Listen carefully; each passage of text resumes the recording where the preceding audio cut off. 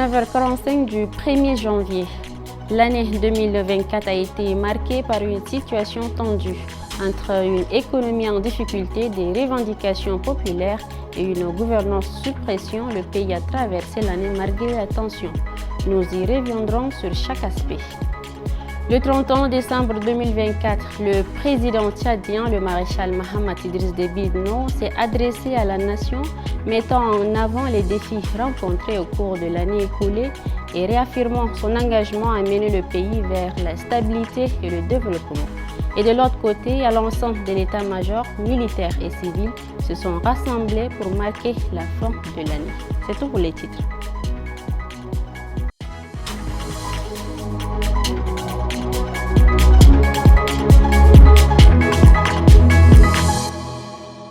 Bienvenue chers téléspectateurs à ce premier numéro du journal de cette nouvelle année. À l'aube de la nouvelle année, le président tchadien Mahamat Idriss Déby Itno s'est adressé à la nation dans un discours empreint de symboles et de promesses. Entre bilan d'une année marquée par la fin de la transition politique, hommage aux forces de défense et perspectives de développement pour 2025, le chef de l'État a invité les Tchadiens à l'unité et à l'engagement pour bâtir un Tchad moderne et prospère. À quelques heures de la célébration du Nouvel An, le président tchadien Mahamat Idriss Déby Itno a adressé un discours marquant, déclarant que 2024 restera une année historique pour le Tchad. Il a mis en lumière le succès du processus électoral, conforme aux recommandations du dialogue national inclusif et souverain, et a salué la fin de la transition politique comme une réussite collective, fruit de la paix et de l'unité nationale. Le président a réaffirmé son engagement en faveur de la sécurité nationale, louant le courage des forces de défense lors de l'opération Askanit contre Boko Haram. Il a également souligné les efforts déployés pour moderniser les forces de sécurité intérieure. Concernant les défis économiques tels que la cherté de la vie et le chômage, il a promis de redoubler d'efforts pour améliorer les conditions de vie en priorisant les secteurs clés, à savoir infrastructure, agriculture, santé et énergie. Dans son discours, Mahamat Idriss Déby Itno a également abordé la rupture des accords militaires avec la France, qu'il a décrite comme une réponse aux aspirations du peuple tchadien. Il a appelé à des dialogues constructifs pour résoudre les crises régionales, notamment au Soudan et en Libye. En conclusion, le président a lancé un appel à l'unité et à l'engagement citoyen pour bâtir un Tchad moderne et prospère, affirmant que 2025 marquera le début d'une nouvelle dynamique de développement et de transformation nationale. La ville de Moundou, chef-lieu de la province du Logone occidental, accueille la 17e édition de la fête des armées 2024. La cérémonie placée sous le thème « Rien ne vaut plus que la souveraineté, rien ne nous empêche de créer les conditions de développement socio-économique de notre pays » a été présidée par le Premier ministre Alamay Halina, représentant le président de la République. Des forces de défense venues de tous les pays ont pris part à cet événement, marqué par des moments de partage entre militaires et civils. Le gouverneur Goukouni Sidi Sidimi a salué les efforts de force pour maintenir la sécurité, tandis que le Premier ministre a exhorté les militaires à rester vigilants pour garantir la souveraineté nationale. Sur le plan international, vous êtes également salués pour cette bravoure, parce que vous avez défendu vos frères africains hors de vos frontières nationales. Pendant cette année qui s'achève, je voudrais vous encourager à tenir le cap. Instaurée en 2004, la fête des armées est une occasion festive qui rapproche les forces armées et la population. Autre chose, le 9 décembre dernier, les conseillers nationaux ont adopté à une large majorité une résolution élevant le président de la République, Mahamat Idriss Déby Itno, à la dignité de maréchal.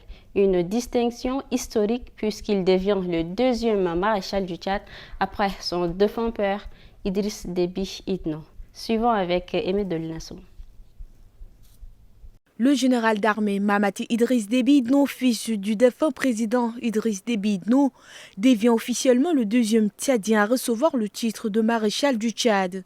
Ce titre avait été attribué pour la première fois à son père Idriss Déby Itno avant sa mort tragique en avril 2021 lors d'un accrochage avec des rebelles. Dans son exposé des motifs, le Conseil national de transition a salué les accomplissements militaires et politiques de Mahamat Idriss Déby Itno depuis son engagement dans l'armée jusqu'à son accession à la présidence en avril 2021. Sorti de l'école des officiers du groupement des écoles militaires interarmées GEMIA avec le grade de sous-lieutenant, il a gravi les échelons militaires promis commandant en 2006, général de brigade en 2009, puis général de corps d'armée en 2018, avant d'atteindre le grade de général d'armée le 1er décembre 2021, 8 mois après avoir été désigné président de la transition. Élu président de la République le 6 mars 2024, au suffrage universel direct, Mahamat Idriss Déby Itno, selon le Conseil national de transition, menait une transition exemplaire. En octobre 2024, il a personnellement dirigé l'opération Ascanit pour éradiquer les groupes terroristes dans la région du lac Tchad, suivant l'exemple de son père. Pour le Conseil, l'élévation à la dignité de maréchal vise à honorer ses mérites militaires, son courage et son dévouement au service de la sécurité nationale. Cette décision s'appuie sur l'article 13 de l'ordonnance numéro 002/PT/2023 du 13 janvier 2023 portant au statut général des militaires de forces de défense et de sécurité. Le 22 décembre 2024, une cérémonie officielle s'est tenue au palais de Toumaï pour la remise des attributs de maréchal au chef de l'État. Le maréchal Mahamat Idriss Déby Itno a ainsi marqué une nouvelle page de l'histoire politique et militaire du Tchad. Candidat à la présidentielle, l'ancien Premier ministre et figure incontournable de l'opposition tchadienne, Succès Masra, incarne aujourd'hui les espoirs mais aussi les frustrations d'une transition politique qui semble arriver à son terme. Mais à l'heure où le Tchad se trouve à la croisée des chemins, quel avenir pour celui qui, des retours d'exil, a vu ses rêves de changement se heurter à la réalité des urnes? Il était pourtant l'un des dirigeants de cette transition politique qui touche à sa fin. Succès Masra, de retour au Tchad le 3 novembre 2023, après un an d'exil politique suite aux terribles événements du 20 octobre 2022, est nommé Premier ministre le 1er janvier 2023 par Mahamat Idriss Déby Itno, alors président de la transition. Pendant 6 mois à la tête de la primature, il a également participé à l'organisation des élections présidentielles du 6 mai 2024. Élections auxquelles il était lui-même candidat et où il a obtenu la deuxième place avec 18,53% des voix derrière Mahamat Idriss Déby Itno. Jusqu'aujourd'hui, cet échec reste difficile à digérer pour les transformateurs en général et pour Masra Succès en particulier, qui revendique 73% des suffrages selon son propre décompte. Ne vous laissez pas voler votre destin, lançait-il le 9 mai. Appelant ses partisans à la mobilisation pacifique dans une vidéo diffusée en direct sur les réseaux sociaux, quelques instants avant l'annonce des résultats provisoires qui ont donné Mahamat Idriss Déby Itno vainqueur avec un peu plus de 61% des voix. Les frustrations de son parti ne se limitent pas à l'élection présidentielle. Lors des récentes élections législatives et locales, les transformateurs ont choisi de ne pas présenter de candidats, dénonçant un manque de transparence et suspectant une fraude massive. Ces scrutins, marqués par une faible participation et des accusations d'irrégularité de la part de l'opposition, renforcent leur conviction que le Tchad a besoin d'une nouvelle transition politique. Succès Masra et son parti appellent désormais à un dialogue inclusif en 2025 qu'ils jugent essentiel pour rétablir la démocratie et répondre aux nombreux défis du développement. Ils exhortent les acteurs politiques à dépasser leurs égos et à offrir au peuple la possibilité de choisir librement ses dirigeants. Mais cet appel sera-t-il entendu? L'avenir nous le dira. Nous revenons sur un événement qui secoue le paysage politique tchadien, la mort de Yaya Dillo Diéro, opposant farouche au régime de transition. Dans des circonstances encore controversées, il a perdu la vie lors d'un assaut des forces de sécurité sur son siège à N'Djamena. Cette disparition soulève de nombreuses questions alors que des voix s'élèvent pour réclamer vérité et justice. Décryptage dans notre reportage. Ce jour, 28 février 2024, des détonations ont retenti autour du siège du Parti socialiste sans frontières. L'assaut, mené par les forces de sécurité, a coûté la vie à Yaya Dillo Diéro Betty, figure emblématique de l'opposition et adversaire déclaré du régime de transition dirigé par Mahamat Idriss Déby Itno. D'après les sources officielles, Yaya Dillo se serait retranché dans le siège de son parti après avoir orchestré une attaque contre les services de renseignement tchadiens. Refusant de se rendre, il aurait ouvert le feu sur les forces de l'ordre, provoquant l'intervention armée qui a conduit à sa mort. Les circonstances exactes de cet assaut demeurent floues. Tandis que les autorités tchadiennes évoquent un acte de légitime défense, des membres du PCF dénoncent une exécution. Yaya Dillo, cousin du président de transition, était considéré comme un sérieux rival politique pour l'élection présidentielle prévue le 21 mai 2024. Son engagement pour des réformes démocratiques et sa critique virulente du pouvoir en place faisaient de lui une personnalité respectée, mais aussi redoutée par ses adversaires politiques. La mort de Yaya Dillo a rapidement suscité des réactions à l'échelle nationale et internationale. Des organisations comme Amnesty International ont exprimé des doutes sur la version officielle et appelé à une enquête indépendante afin de faire toute la lumière sur les événements. La disparition de Yaya Dillo laisse un vide important dans le paysage politique tchadien. Selon ses partisans, pour eux, il incarnait l'espoir d'un changement profond dans un pays marqué par des décennies de conflits et d'instabilité. Le divorce est désormais consommé entre Paris et N'Djamena. L'année dernière, le Tchad a mis fin à plus de 60 ans de coopération militaire avec la France, une décision historique et lourde de symboles, marquant un tournant dans les relations entre les deux pays. Retour sur cette rupture et ses implications. La décision de N'Djamena de dénoncer les accords de coopération militaire a pris de court de nombreux observateurs. Selon les autorités tchadiennes, cet acte souverain mûrement réfléchi et assumé vise à renforcer l'indépendance nationale. 2 semaines seulement après cette annonce, le départ de 120 soldats français accompagnés de matériel logistique en direction de Paris a marqué le début du retrait progressif de l'armée française du Tchad. Ce départ a été suivi de la rétrocession de la base militaire de Faya, située dans le nord du pays, à l'armée nationale tchadienne. Les bases d'Abéché et de N'Djamena seront également transférées dans les semaines à venir. De son côté, le Quai d'Orsay a pris acte de cette décision tout en soulignant que ce retrait ne remet pas en cause les relations historiques ni les liens d'amitié entre les deux nations. La France a été un allié clé du Tchad, notamment sous le régime du feu maréchal Idriss Déby Itno. En 2008, l'armée française est intervenue pour soutenir le gouvernement tchadien en bombardant les rebelles qui menaçaient la capitale N'Djamena. Le retrait de l'armée française du Tchad devrait être finalisé d'ici fin janvier 2025, marquant une nouvelle ère dans les relations bilatérales entre les deux pays. Un drame qui continue de marquer les esprits à N'Djamena. Il y a quelques semaines, des explosions d'une rare violence ont secoué le quartier Goudi, plongeant des milliers de familles dans l'effroi. Le bilan est lourd, les séquelles profondes et les questions nombreuses. Retour sur une nuit de cauchemar et ses répercussions avec notre reportage.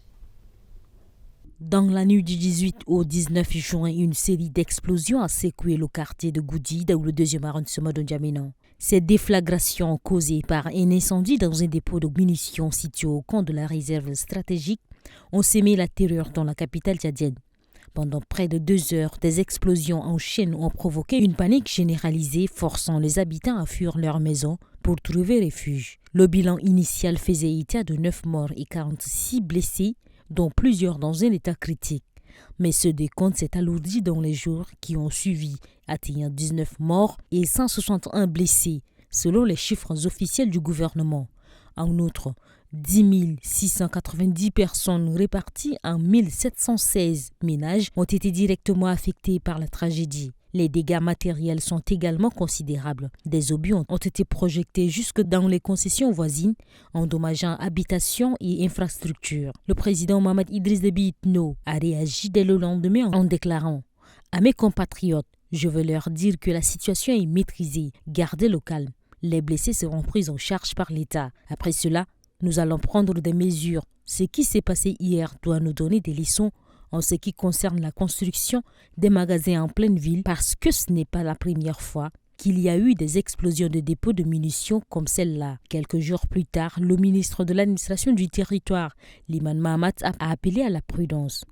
Pour l'instant, il est prématuré de stipuler sur l'origine criminelle ou accidentelle de l'incendie. Les enquêtes en cours détermineront la cause exacte de ce sinistre. Cependant, la douleur des victimes demeure vive. Ces dernières réclament une assistance psychologique, financière et surtout la délocalisation du site d'armement. Mahamad Ounene Issaka, porte-parole des victimes, a exprimé leur frustration. Il n'y a aucune intervention du côté de l'État, ne serait-ce que pour venir compatir avec les victimes. 45 jours après la tragédie, le ministère de l'Action sociale, de la solidarité et des affaires humanitaires a organisé la semaine de solidarité nationale en faveur des victimes. Malgré ces efforts, le traumatisme causé par cette catastrophe reste profond. En 2024, le Tchad a traversé une période d'inondation sans précédent. Les pluies torrentielles qui se sont abattues sur le pays ont causé des dégâts majeurs, tant sur le plan humain que matériel, affectant l'ensemble des provinces. Cette crise a profondément marqué le pays. À travers cette rétrospective, nous revenons sur cet épisode douloureux avec Rassam Mordim Leila. L'année 2024 restera gravée dans la mémoire des Tchadiens comme celle où des inondations dévastatrices ont frappé le pays de plein fouet. Le bilan, près de 2 millions de personnes, soit 342 471 ménages, ont été directement touchés par cette catastrophe. 432 000 hectares de terres cultivées ont été détruits et 72 000 têtes de bétail emportées. En outre, ces inondations ont causé la mort de près de 600 personnes. Un rapport conjoint de l'Institut de recherche pour le développement et l'Université de N'Djamena révèle que le niveau des fleuves Logone et Chari a dépassé de 2 à 3 mètres les records des années précédentes, provoquant leur débordement.